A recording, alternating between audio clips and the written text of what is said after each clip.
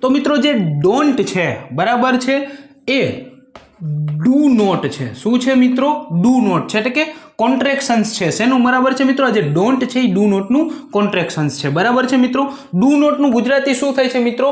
કે જ્યારે તમે કોઈ કામ નથી કરતા. બરાબર છે? બીજી વસ્તુ કે જે ડુ છે બરાબર છે, જે ડુ છે એ જે ડુ છે એ આઈ, વી, યુ અને ધેય આની સાથે મિત્રો ડુ લાગે છે. બરાબર છે મિત્રો? આ એક વસ્તુ યાદ રાખજો.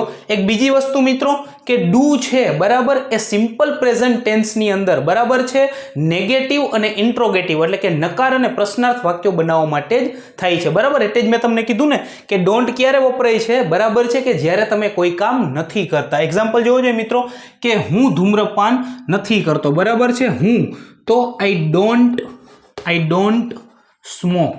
બરાબર છે? I don't smoke. હું ચા નથી પીતો. બરાબર છે?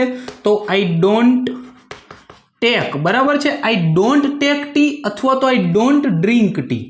આઈ ડોન્ટ ટેક ટી અથવા તો આઈ ડોન્ટ ડ્રિંક ટી. બરાબર છે મિત્રો? કંઈ પણ તમે બોલી શકો છો. હું મારો સમય બગાડતો નથી અથવા તો હું મારો સમય નથી બગાડતો. બરાબર છે?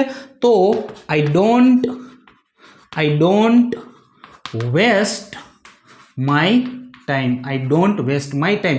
એક બીજી વસ્તુ મિત્રો કે હંમેશા યાદ રાખજો મિત્રો કે ડુ પછી હંમેશા ક્રિયાપદનું મૂળ રૂપ જ આવશે. બરાબર છે?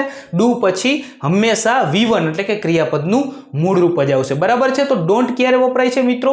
કે જ્યારે તમે કોઈ કાર્ય નથી કરતા. બરાબર છે? શેમાં? તો કે વર્તમાનમાં. ત્યારે આપણે ડુ નોટ એટલે કે ડોન્ટનો ઉપયોગ કરીશું. બરાબર છે? તમને આવડે તો આનાથી પણ તમે ઘણા બધા વાક્યો છે એ બહુ સારી રીતે બોલી શકો છો.